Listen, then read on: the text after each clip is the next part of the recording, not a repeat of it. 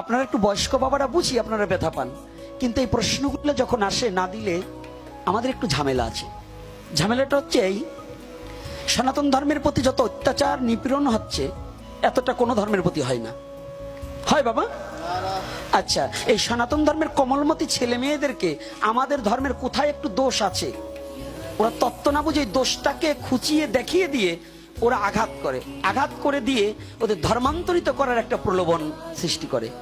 এই জন্য আমি এই বাংলাদেশে, ভারত বাংলার মধ্যে এই দুরাচারী একটা সৃষ্টি করেছি যে না, যুবক ছেলেদের প্রশ্নের উত্তর দিতে হবে ভাগবতে। যদি কেউ বলে যে না প্রশ্ন চলে না, আমার তার কাছে প্রশ্ন সে ভাগবত জীবনে দেখেই নাই। যদি বলে কেন, সুখদেব গোস্বামীকে মহারাজ পরীক্ষিত প্রশ্ন করেছে কিনা? তাহলে যদি আপনারা, অনেকে বুঝি যে রসভঙ্গ হয়, কিন্তু রসভঙ্গ হলেও আমার জাতিকে রক্ষা করবার নিমিত্তে দু চারটে